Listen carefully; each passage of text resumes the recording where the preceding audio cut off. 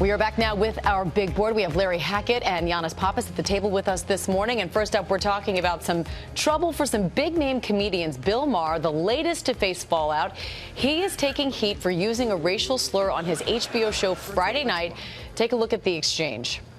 Got to get to Nebraska more. You're welcome. We'd love to have you work in the fields with us. Work in the field? That's part of that. That's Senator, I'm a house. No, it's a joke. All right, so guys, this all comes on the heels of Kathy Griffin's now infamous bloody Trump head. We know comedians have a big voice in this country, but where is the line? Giannis, I'll start with you.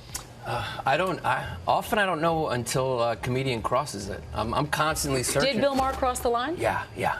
You could tell by the reaction of people when you cross the line, and he definitely crossed the line. And saying, no, it's a joke?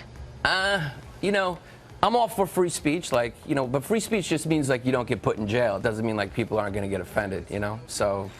Yeah, his show is somewhat improvisational, right? And he's reacting to what people say to him. Why, when Senator Sass said that, why is that phrase a thing on the shelf that you would go pick out and take? That's what I don't understand. I understand the line idea. I think comedy is more kind of like, you know, those invisible electrified fences that you have for dogs? If you bounce into one of those a couple of times, and Bill Maher and Kathy Griffin have, you know, you kind of know where the fence is. And one would have thought that he definitely bounced into the fence on that one. Yeah, I mean, saying it in the first place, then the ease in which he said it, I think also says a lot, too. But what roles do comedians play in their political discourse? When the politics, it just seems like political world is crazy, what is the role of the comedian?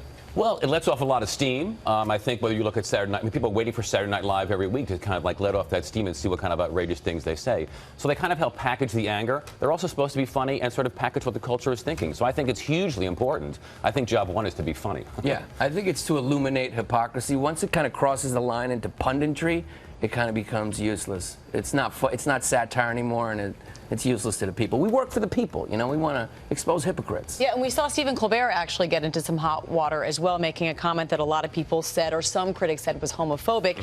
Kathy Griffin lost her job at CNN nearly immediately. Colbert seems to be perfectly fine. What do you think is going to happen with Bill Maher, guys? I don't think he's going to get fired. His ratings are too good.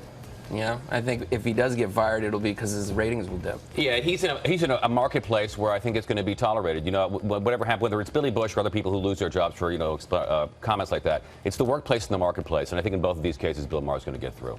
All right, we'll keep our eye on it. We'll see what happens. And now something else we've been keeping our eye on, the NBA Finals, fellas. Yes, and Amy, Golden State opening up a 2-game lead over Cleveland with a huge 132-113 win last night in Oakland. And if there's one play that's a metaphor for the series so far, check this out. It's Steph Curry weaving around the king, LeBron James, and putting it in the hoop for this third-quarter layup. And T.J. Holmes, our man, he was in Oakland for it all. Good morning, T.J. Hey, good morning, Stray. That play you're talking about, you just showed, that was Steph Curry essentially went globetrotter on LeBron James last night. And that kind of was the signature moment of the game in a lot of ways. Put the Golden State Warriors on a run last night, and they did not look back. You have to keep in mind here that since 2012, only 3 people have won the MVP in the NBA. That's Steph Curry, LeBron James, and Kevin Durant. Well, 2 of those guys are on the same team, and they're too much for LeBron James right now. They have just an offensive onslaught in game 1 and 2 from the Warriors attacking the Cavs, and they have not proven to be able to do anything with the Warriors. And again, last night, Kevin Durant had 33 points. Steph Curry had 32 on his way to a triple-double, actually, last night. So right now, Stray, Robach, these Cavs just do not have an answer for this offensive juggernaut that is the Golden State Warriors. Yeah, but TJ, I think it's still fair to point out that LeBron had a good game last night. A good game. Does this man ever have a bad game? We've been watching this for so long now. He's been in the league. Really, guys, no matter what he puts on a show. And yes, he had a triple-double of his own last night. In fact, he tied Magic Johnson for the most triple-doubles in finals history. He makes history even though his Cavs lose the game, and they lose in major fashion. But we are just in line with what we saw last year.